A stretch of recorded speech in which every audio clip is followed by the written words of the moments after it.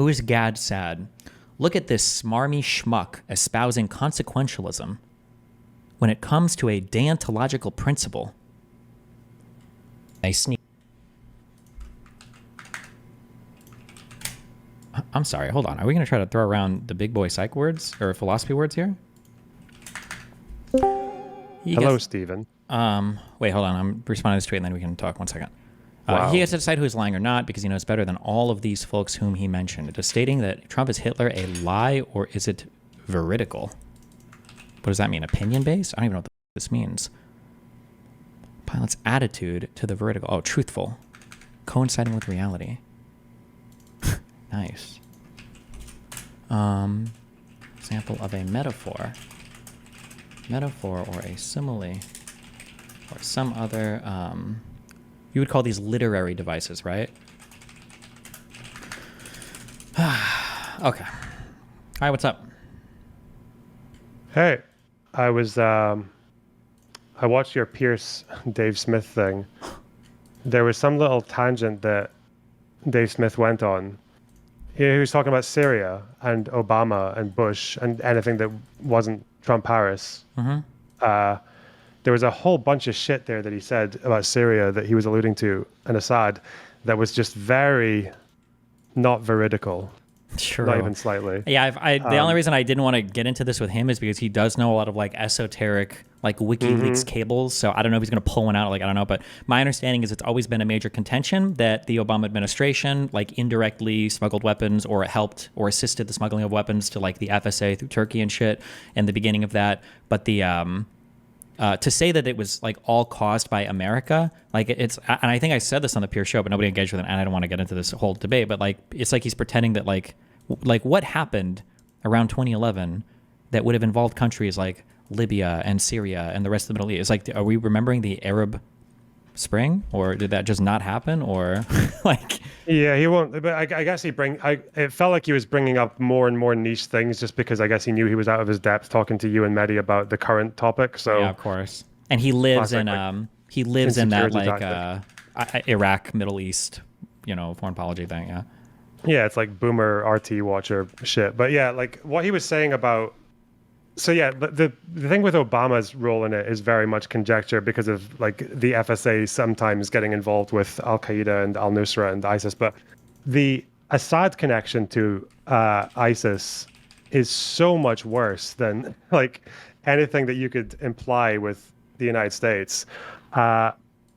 During the Iraq War, after Saddam was gone, and around like 2006-07, a lot of Al Qaeda activity in Iraq was being supported either knowingly or just having a blind eye turned to it in Syria. A lot of those Al-Qaeda fighters in Iraq attacking the government and America and all that, they came from Syria and they were allowed to operate in Syria without any pushback from the government, to the point that even people who had been appointed as Ba'ath Party higher-ups by Assad were directly financing and arming and facilitating the heads of Al-Qaeda in Iraq, which was eventually what became ISIS. Like ISIS came from Al-Qaeda in Iraq. And not only that, but there's also like reports on this from the time all the way through. There are captured documents from Al-Qaeda in Iraq showing basically how they were able to get fake passports and weapons and how they were able to smuggle across the border, and how like suicide bombings in Iraq were being carried out by people who were able to move through Syria. And it was all very much like it was facilitated. It was completely allowed. So there's no question, I think, that the regime knew about it. It's just why they chose to do it is a bit more contentious. Sure. But yeah, the Americans were talking about this the entire time. And this continued even after the Arab Spring, because, there's just like this whole thing about conservatives or Israelis or anyone else who will say like, oh, everyone we killed in this strike is a terrorist, right? Like everyone we're fighting is a terrorist. But sure, yeah, we say that all the time, yeah. No one does that more than Assad. Like Assad's whole thing is that all my enemies are terrorists. So in the Arab Spring, when he was arbitrarily arresting a bunch of peaceful protesters and opponents, secular, democratic, whatever, he also issued a general amnesty decree that got a bunch of people pulled out of jail, many of whom were some of the most dangerous terrorists in the country, and many of whom ended up becoming high-ranking people in ISIS and Al-Qaeda in Syria. And he did that because he wanted to overshadow the more democratic parts of the protests with terrorists, because it's much more easy to say our enemies are terrorists, even though he basically was the one who allowed them out of jail. And throughout the entire war, it was the same blind eye. Like Syria didn't actually do that much to fight with ISIS and Al-Qaeda. They actually, in a lot of cases, just let them do their own thing. They were, because have you ever heard people say that, I think Dave Smith said it as well, he said that, oh, the Assad regime, largely the people they fought were Al-Qaeda and ISIS. You heard him say that? Yeah, he did, yeah. Yeah, like leftists will say that as well, like people who support Hezbollah or whoever. I also like Assad that, like is in the king West, shit, we have like a terrorist like box, and like all the terrorists are like on the same team. So like ISIS and Al Qaeda and the Taliban and like all those are like the terrorist team. And then so people will say shit like, I can't believe that we're helping down here. Like, did you know that the Houthis are fighting against Al Qaeda, for instance? So how can the Houthis possibly be the bad guys? And it's like, okay, well, that's pretty fucking retarded. It is true that Al Qaeda is down there fighting, but like, it's just dumb. Yeah. Yeah, because what I thought until recently was that, yeah, they would have fought with ISIS and Al-Qaeda, but they also mostly fought with people who were pro-democracy, more moderate, more like Western leaning and all that. So it's just that whole thing. It's like, you're so against everyone's, like people saying, oh, these people that we killed are Hamas, but apparently it's okay for Assad to just say everyone's ISIS or like Al-Qaeda. But it's worse than that. Like Syria didn't fight with ISIS all that much at all for most of this war. Whilst they were fighting very aggressively with rebels, they actually left a lot of very conspicuously placed ISIS locations alone. Like there was an ISIS HQ in Raqqa that everyone knew where it was. American intel knew where it was. The press knew where it was. But Assad, for whatever reason, while he was bombing everywhere else, just left that one alone. And he also, whilst everyone else was placing financial restrictions on the banks that were run in ISIS territory, Assad didn't. He just let them carry on. And also people in his regime, people who were very close to him, were becoming middlemen to purchase oil and to trade and sell and buy grain and wheat back and forth between them as well. So not only did they not really fight ISIS and Al-Qaeda that much, they actually helped them in a lot of ways. Like ISIS wouldn't have become what they became were it not for probably a confluence of a lot of different things. Assad helping them beforehand. Yeah, but I mean, the situation is more complicated over there than they're just like good guys and bad guys, and the U.S. sometimes goes over and supports the bad guys. Sure. Yeah. There's also a very funny quote as well that when Hezbollah were involved, they won a few battles against ISIS on the Lebanon-Syria border, and rather than taking prisoners or just finishing the job against ISIS in those areas, they actually allowed them to evacuate in the hope that they would go somewhere else and fight with rebels, like more Free Syria Army or Democratic Front rebels. And Nasrallah at the time publicly defended it. And there's even a speech here where he does this a lot, actually, it turns out. He would, when he defeated ISIS in a battle or something, he would always say this is a victory against like the West or against Israel. Like when he fought against ISIS or Al-Qaeda, he would say that they were fighting against Israel, because they would do that thing again where like all our enemies are like America, Western, Zionist, everything else, as well as, I guess, Islamic fundamentalist terrorists. Sure. Yeah. But anyway, I just thought I'd plug that little gap there. Okay. Are you here now? Yeah. Oh, cute. I'm looking out and I can see the beach. Wow. It's a nice day. Wait, are you in Miami Beach or are you over in Miami? No, I can see Miami Beach. I'm in Miami. Fuck you. I was at the beach yesterday, though. Yeah. Hold on. What am I doing? Oh, wait.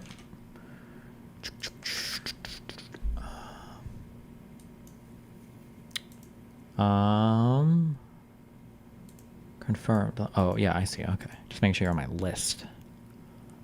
What, for the thing? Yeah, I'm keeping track of everybody who's coming and not and all that.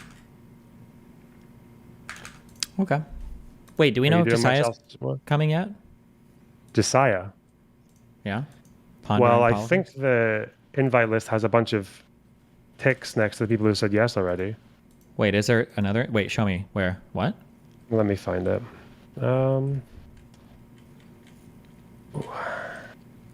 Invitation. So if you click yes, guest info. I think this is what happens. So yeah, when you go to guest info, is there not a button there in the Gmail? I don't even know what you're talking about. Can you link me something? I'll send you a screenshot because I don't know how I can link this. It's just in my emails. This is what I got.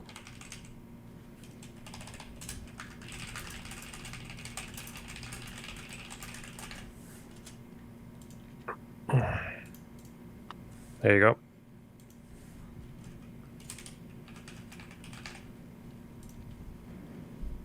Oh, So I okay, don't yeah, I think see, I see. Isaiah's clicked it yet. But, Okay, that's fine. All right. I'm just keeping track of my own little spreadsheet, so. Also, I was deadly serious about that. The thing I sent you just above that, the picture. Deadly serious about...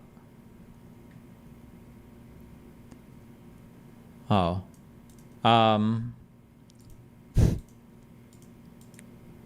We can do that on our election stream, you know? Why not? Fuck it. Okay. Yeah. All right. You have a good day then. All right. I love you. Be careful. Bye.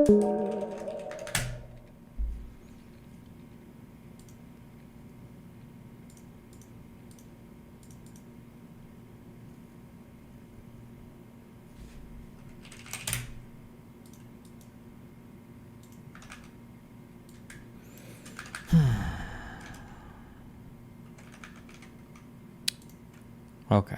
I need to, 71 emails, 3 days behind. Not good.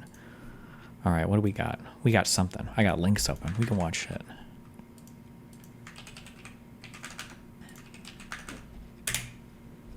Am I overreacting? My girlfriend should not be acting like this. We're not texting her that I'm at work. Context. We had to dress up at work today for Halloween. Winning group gets $100. I dressed up as a greaser from Greece, so nothing sexy. She has had trust problems, this whole relationship from past trauma and such. I've never cheated on her. I've deleted every woman out of my contacts. Jesus Christ. Why didn't you tell me you were at work? I forgot. I know. I'm sorry. You don't always text me when you get to work. You never forget because it's 5 minutes away. Is somebody worried about my safety? A lot can happen in 5 minutes. Sam, you never forget. How long have you been at work? Like 30 to 40 months? Mins, not months. LOL. Are you fucking serious? You forgot to text me. This can't... Is this real? This is retarded. Okay. Are these people 18 or 17?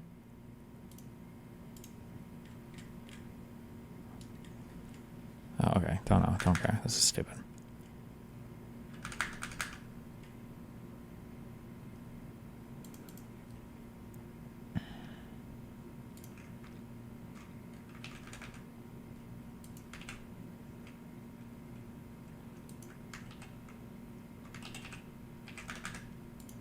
Elon videos, I think. A lot of time crunch pressure. this? So the way Elon runs that thing, and actually I don't know if he still does, but at the time he was like very involved, and he has this way of sort of breaking things down to their first principles. You know, he breaks things down to actually this is a really interesting story. So my first meeting where I presented to him, we were presenting the heat exchangers on Model S.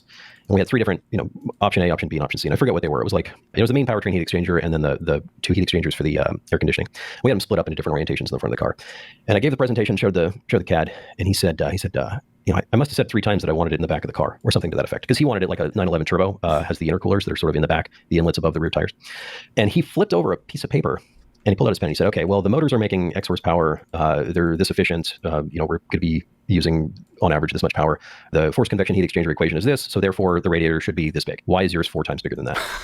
And at the time, we explained, we're like, okay, well, if you like gross vehicle weight rate, if you pile up the car with people and stuff and you drive up Baker Grade in Nevada or in California at 115 degrees outside with the air conditioning on full blast, and then you plug it into a supercharger, like this corner case requires, and I thought it was really interesting because at the time I was like, wow, that's really impressive that he had memorized this thermal management equation. And I thought later, I was like, I bet he didn't. I bet he, before going into that meeting, was like, okay, I'm going to a meeting about the radiator. Let's Google let's do my homework. Yeah, and do to get the most basic equation. And if you know engineering, I always say engineering is kind of like, when you go to engineering school, you learn that if you have, let's say you have a pole sticking off the side of a building with a weight hanging off of it, you can calculate the stress in that pole, right? That's one equation. That's a sort of like the fundamental base equation.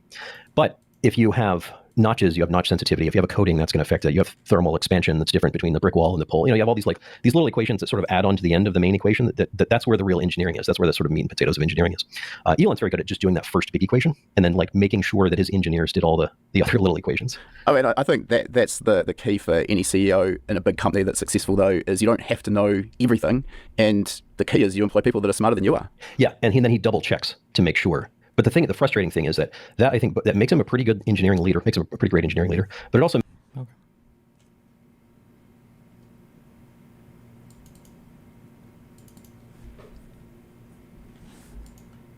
Please wait. The issue right now is that the majority of the people in the United 541. Oh boy. States of America that carry forward that really strict free speech banner do so maliciously. I'm having a hard time understanding what this even means. You're carrying the free speech banner maliciously? Well, the good thing about... Don't I literally explicitly say what that means, you retarded fuck? freedom of speech is it doesn't matter what your intent is when you speak freely or advocate for it. Really? Then why are people charged with conspiracy crimes that can literally just be speech? Why are people held liable for huge sums of money for defamation? Are these... Why is it that if you break a contract... I mean, like, what do you mean? There's like a million ways that your speech alone could get you in trouble. But, okay. Yeah, the idea of free speech... What about when you lie under oath? ...is that it's a universal good, regardless of what's being said. That's not true. That's a child's understanding. That's why I hate everybody that talks about the fucking amendments and free speech.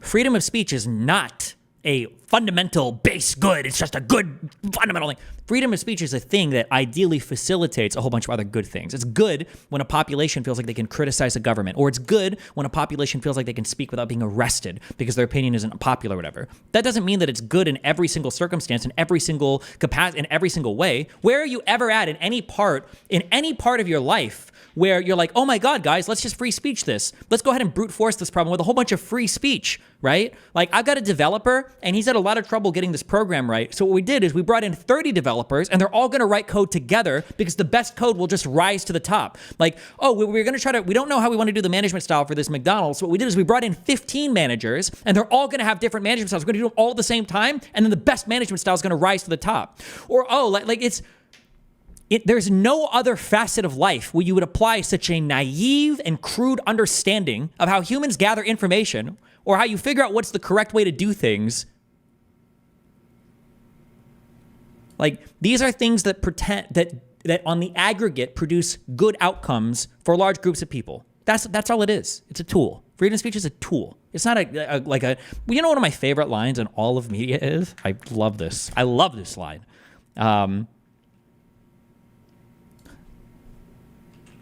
What was the name of this one? Oh.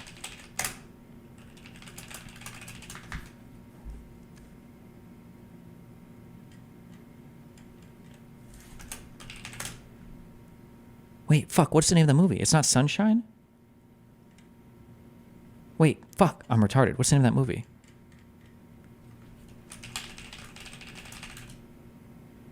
Oh, no, it is.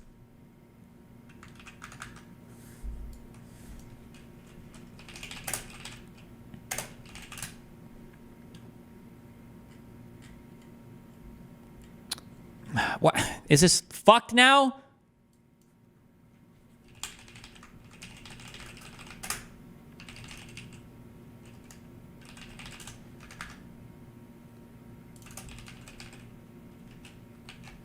You know what? It's all good. I didn't want to see this anyway, because I actually don't give a fuck. I don't give a fuck and I don't care. Wait, is it actually this? It seemed like the title was too on the nose.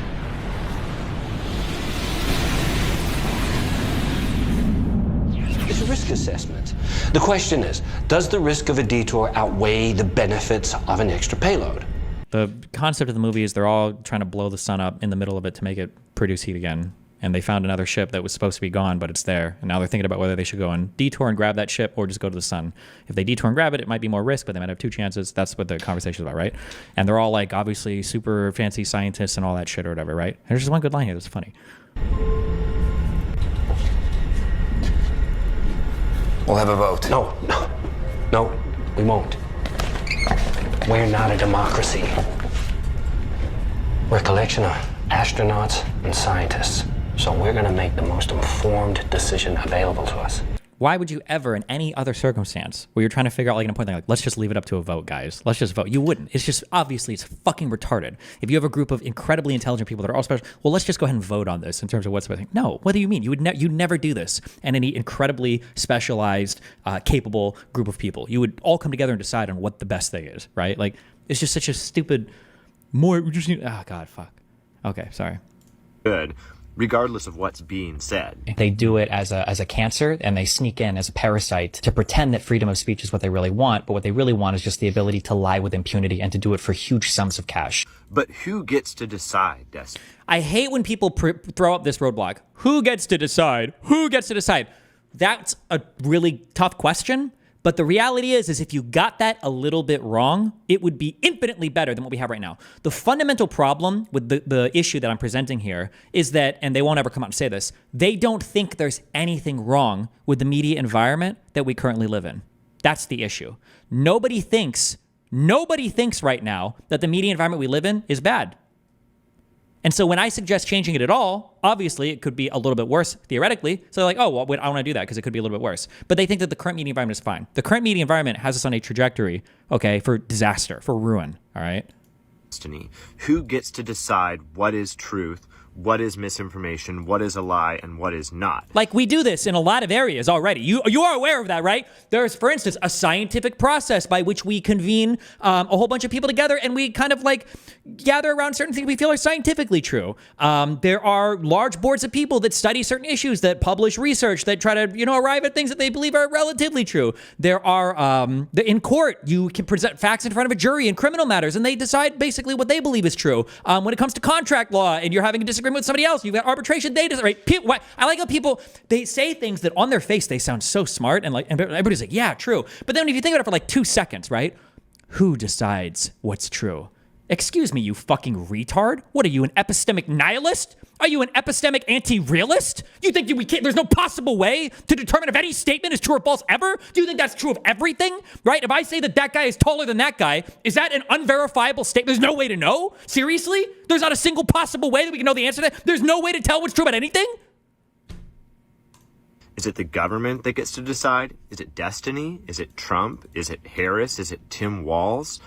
The point is, when something is labeled as misinformation, someone is deciding that, and the government has been famously wrong about countless things in the past. You also live in a governed society by a government that has led to the greatest amount of flourishing. I'm sorry, where are all of these successful ANCAP societies and libertarian societies, right? Why aren't you posting in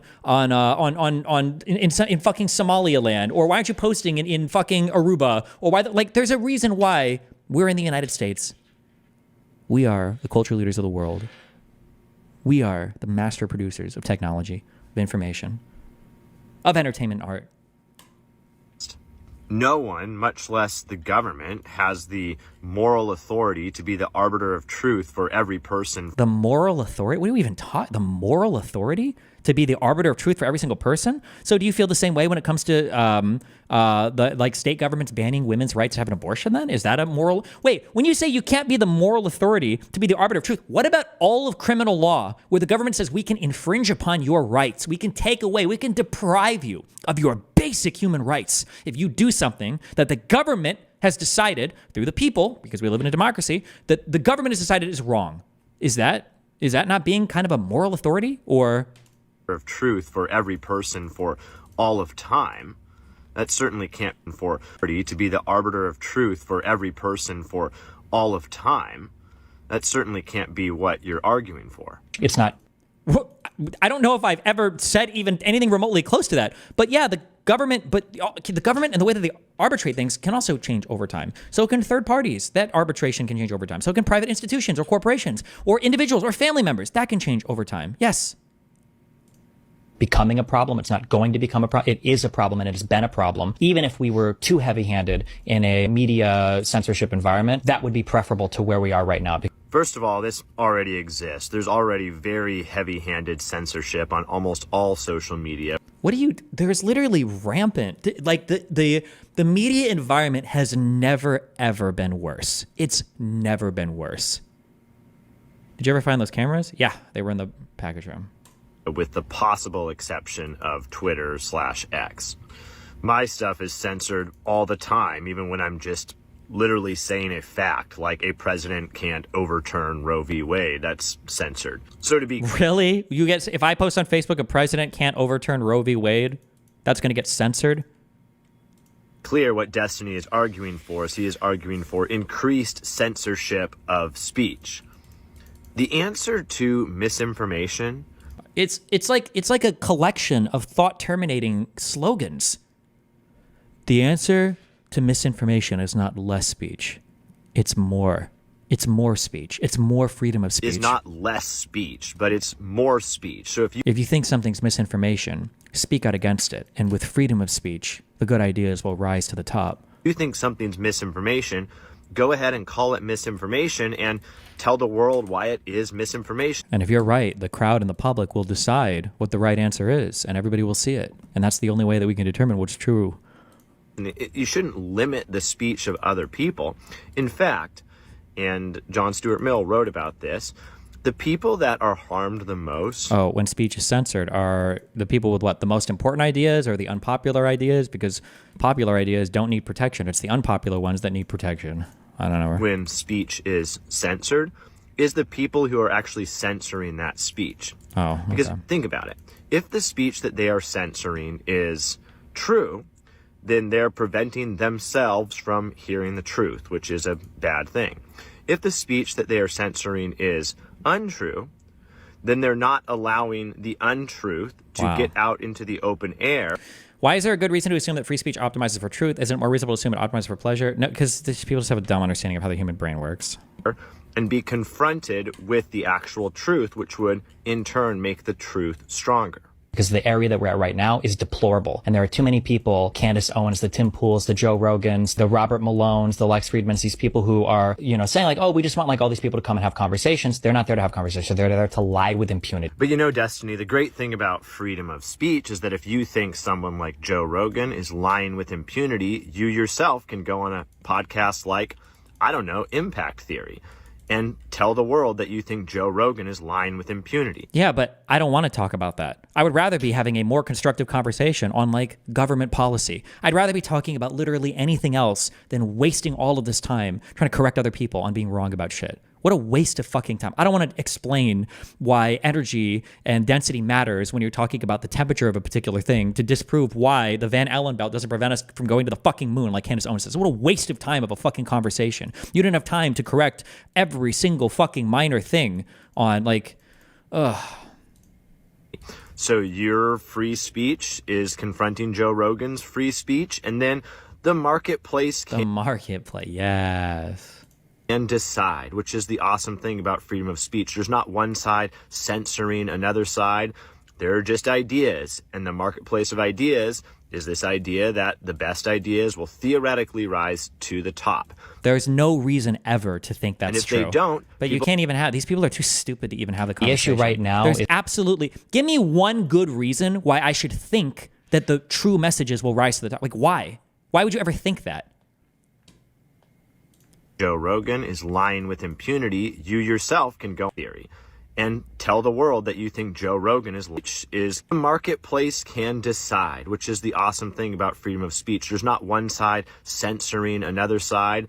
There are just ideas, and the marketplace of ideas is this idea that the best ideas will theoretically rise to the top. And if they don't, people can confront those ideas with other free speech instead of being censored. And that's why they can never back up any of the things they say. They have no accountability. They've got horrible track records. They're shown time and time and time again to be incorrect on a large number of things, but they'll point to like one or two conspiracies that they happen to be correct about. And then they'll say, well, freedom of speech. And right now, everyone wants the privilege of freedom of speech with none of the responsibility of it.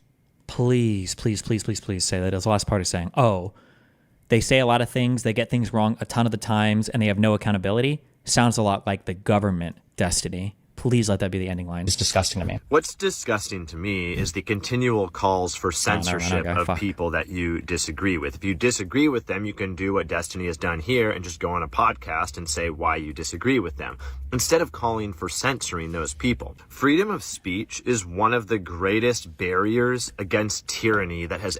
And it's also one of the greatest weapons of war against democracy. It's a double... There are no things in life that are purely good. You can die if you drink too much fucking water. Like, nothing in life is good if you have an infinite amount of it. There's not a single thing that we would ever think of like that. Why would you imagine freedom of speech should be any different?